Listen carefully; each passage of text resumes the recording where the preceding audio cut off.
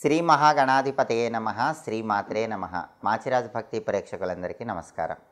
November 1వ తేదీ నుంచి నవంబర్ 10వ తేదీ వరకు మేషాది ద్వాదశ రాశులకి రాశి ఫలితాలు ఎలా ఉంటాయో, ఈ 10 రోజుల్లో కూడా ద్వాదశ రాశుల వాళ్ళకి అదృష్టం కలిసి రావాలంటే పాటించాల్సిన ముఖ్యమైన విధి విధానాలు ఏంటో, ఏ దేవాలయ దర్శనం చేయాలో, ఎలాంటి స్తోత్రాలు పఠించుకోవాలో, సకల దేవతా స్వరూపమైన గోమాతకు ఎలాంటి ఆహారం తినిపించాలో, ఎలాంటి దానాలు ఇచ్చుకోవాలో, ఈ 10 రోజుల్లో రాశి ఫలితాలు ద్వాదశ రాశుల వాళ్ళకి ఎలా ఉండబోతున్నాయో ఈ వీడియోలో మనం తెలుసుకుందాం. తదుపరి కన్యారాశి. కన్యారాశి వాళ్ళకి నవంబర్ 1 నుంచి నవంబర్ 10వ తేదీ వరకు ఈ 10 రోజుల్లో గ్రహాల సంచారం బట్టి రాశి ఫలితాలు పరిశీలిస్తే, ఈ 10 రోజుల్లో 9 గ్రహాలలో చంద్రుడు తప్ప మిగిలిన 8 గ్రహాలలో గ్రహాల సంచారము యోగిస్తున్నాయా, యోగించటం లేదా అనే విషయాలు పరిశీలిస్తే, ఈ 10 రోజుల్లో రవి 2వ స్థానంలో వ్యతిరేక ఫలితాలు ఇస్తున్నాడు. ద్వితీయంలో రవి ఏం చేస్తాడంటే, కారణం లేకుండా బాస్తో గొడవ పడేలాగా చేస్తాడు, కారణం లేకుండా కొలీగ్స్తో గొడవ పడేలాగా చేస్తాడు. కాబట్టి ఆఫీసులో బాస్తో కానీ కొలీగ్స్తో కానీ మీ మాటల వల్ల గొడవలు అయ్యే అవకాశం ఉంది. మాటలు అదుపులో ఉంచుకునే ప్రయత్నం చేయండి. అవసరమైనంత మేరకే మాట్లాడండి, తక్కువ మాట్లాడండి, మౌనంగా ఉంటూ మీ పని మీరు చేసుకోండి. అప్పుడు ఆఫీసులో వచ్చే గొడవల నుంచి బయటపడవచ్చు. రాజకీయాల్లో కూడా ఆలోచించి మాట్లాడాలి. తండ్రి వైపు బంధువులతో తప్పుగా మాట్లాడటం వల్ల గొడవలయ్యే అవకాశం ఉంది. కొంచెం మీ మాట ఆఫీసులో కానీ, తండ్రి వైపు బంధువుల దగ్గర కానీ, తండ్రితో కానీ జాగ్రత్తగా అదుపులో ఉంచుకొని మాట్లాడే ప్రయత్నం చేయాలి.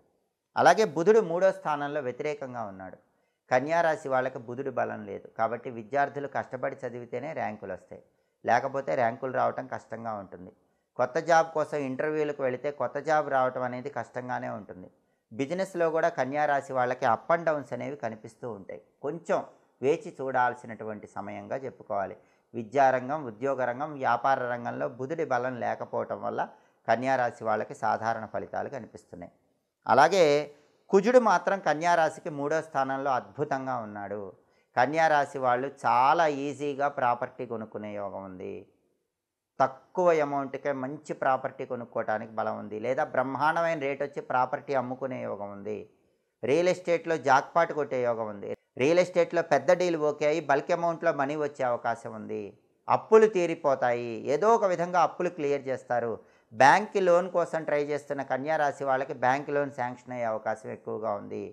బ్రదర్స్తో ఉన్న డిస్ప్యూట్స్ క్లియర్ అయ్యి ప్రాపర్టీస్ పరంగా ఆస్తులు కలిసి వచ్చే అవకాశం కూడా చాలా ఎక్కువగా కనిపిస్తోంది. భూమి, గృహము, స్థలము, పొలము ఇలాంటి వాటి వల్ల మంచి ప్రయోజనాలు ఉన్నాయి. వీటి ద్వారా లాభాలు పొందే యోగం కన్యారాశి వాళ్ళకి చాలా ఎక్కువగా కనిపిస్తోంది. కన్యారాశి వాళ్ళకి ప్రాపర్టీస్ పరంగా బంపర్ ఆఫర్ ఉందని చెప్పుకోవాలి. ఖచ్చితంగా ప్రాపర్టీ కొనుక్కోవటం కానీ అమ్మటం కానీ చేయండి. దానివల్ల మీరు బాగా లాభపడే సూచనలు అనేవి ఎక్కువగా కనిపిస్తున్నాయి. అలాగే శుక్రుడు 1, 2 స్థానాల్లో సంచారం చేస్తున్నాడు. మొదటి 2 రోజులు 1వ సంచారం, తర్వాత 8 రోజులు 2వ సంచారం. రెండూ కూడా అద్భుతమే.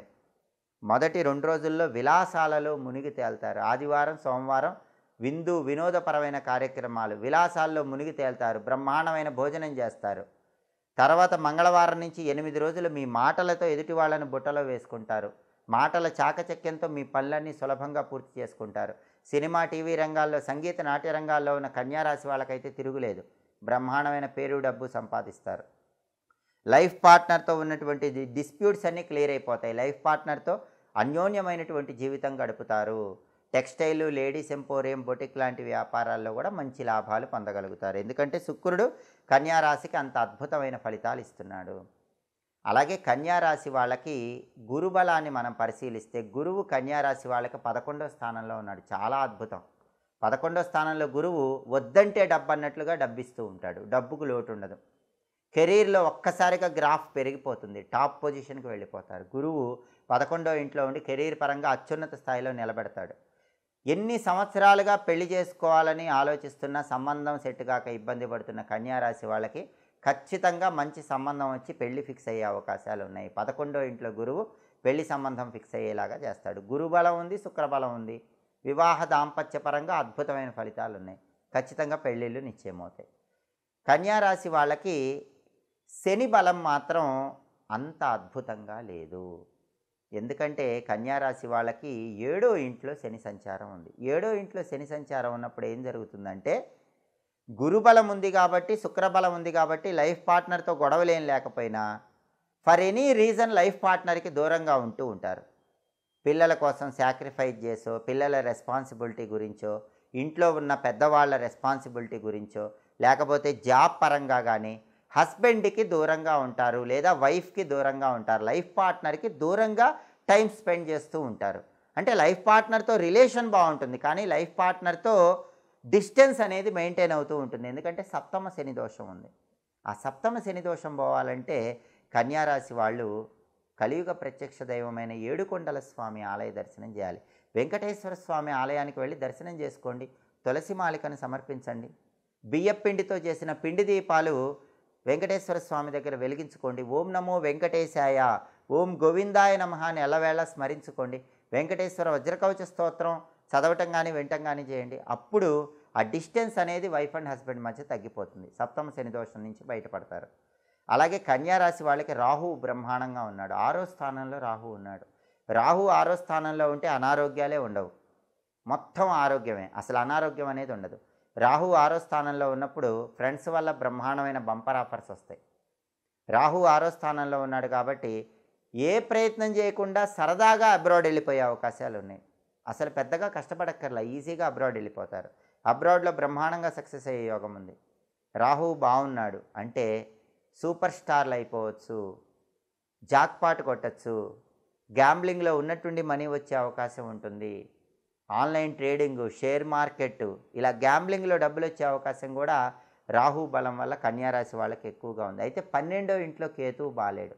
దానివల్ల ఒక్కొక్కసారి అకారణ నైరాస్యం వస్తూ ఉంటుంది, అకారణ వైరాగ్యం వస్తూ ఉంటుంది. ఏది శాశ్వతం కాదు, ఎవరు శాశ్వతం కాదు, ఇలాంటి ఆలోచనలు వస్తూ ఉంటాయి. బంధాలకు దూరం అవుతూ ఉంటారు.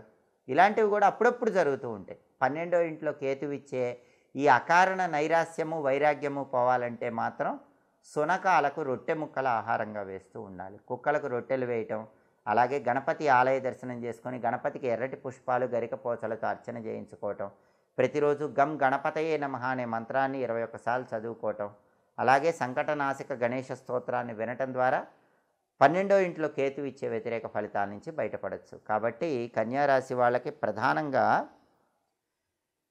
కేతువు బలం లేదు, అలాగే శని బలం లేదు కాబట్టి ఈ పరిహారాలు చేసుకోవాలి. రాహు బలం అద్భుతంగా ఉంది, గురువు బలం అద్భుతంగా ఉంది, తిరుగులేదు. శుక్రుడి బలం అద్భుతంగా ఉంది, కుజుడి బలం అద్భుతంగా ఉంది. మళ్ళీ రవి బుధులు యోగించట్లేదు కాబట్టి రవి బుధులు యోగించాలంటే ఓం నమో భగవతే విష్ణవే అనే మంత్రాన్ని రోజు 21 సార్లు చదువుకోండి. విష్ణు సహస్రనామం చాంటింగ్ వినండి. నానబెట్టిన గోధుమలు, నానబెట్టిన పెసలు ఆవుకు తినిపించండి. కేజింబావు గోధుమలు, కేజింబావు పెసలు పంతులు గారికి దానం ఇవ్వండి. అప్పుడు రవి బుధుల బలం కూడా పెరుగుతుంది. కాబట్టి 9 గ్రహాల్లో చంద్రుడు తప్ప మిగిలిన 8 గ్రహాలలో కన్యారాశి వాళ్ళకి రవి, బుధుడు, అదేవిధంగా కేతువు, అదేవిధంగా శని యోగించటం లేదు. రవి, బుధుడు, కేతువు, శని ఈ 4 గ్రహాలు యోగించటం లేదు. యోగించే గ్రహాలు కుజుడు, శుక్రుడు, గురువు, రాహు ఈ 4 గ్రహాలు యోగిస్తున్నాయి. కాబట్టి యోగించని గ్రహాలకి ఈ పరిహారాలు చేసుకుంటే ఈ 10 రోజులు కూడా కన్యారాశి వాళ్ళు అనుకూల ఫలితాలు అందిపుచ్చుకోవచ్చు. ఇవి మేషాది ద్వాదశ రాశుల వారికి నవంబర్ 1వ తేదీ నుంచి నవంబర్ 10వ తేదీ వరకు రాశి ఫలితాలు. నవగ్రహాలలో యోగించే గ్రహాలు, యోగించని గ్రహాలు, అలాగే గ్రహాల సంచారాన్ని బట్టి పాటించవలసిన పరిహారాలు, జపించాల్సిన మంత్రాలు, చదువుకోవాల్సిన స్తోత్రపారాయణలు, ఇవ్వవలసిన దానాలు, ఎప్పటికప్పుడు దినఫలాలు, వారఫలాలు, పక్షఫలాలు, మాసఫలాలు వీటన్నిటి గురించి తెలుసుకోవాలంటే మాచిరాజు భక్తి ఛానల్ తప్పకుండా చూడండి. అలాగే జ్యోతిష శాస్త్రపరంగా ఎప్పటికప్పుడు గ్రహాల సంచారం మారినప్పుడు ఆ గ్రహాల సంచారంలో మార్పు వల్ల వచ్చే ఫలితాలు తెలుసుకోవాలన్నా, గ్రహాలు మారినప్పుడు పాటించాల్సిన పరిహారాల గురించి తెలుసుకోవాలన్నా మాచిరాజు భక్తి ఛానల్ తప్పకుండా చూడండి. మా వీడియోస్ మీకు నచ్చినట్లయితే మా ఛానల్ లైక్ చేయండి, కామెంట్ చేయండి. మా ఛానల్ వీడియోస్ 10 మంది మిత్రులకు షేర్ చేయండి. మా ఛానల్ సబ్స్క్రైబ్ చేసుకోండి. పక్కనున్న బెల్ సింబల్ ఒకటి మాత్రం మర్చిపోకండి. సర్వే జనాః సుఖినో భవంతు. స్వస్తి.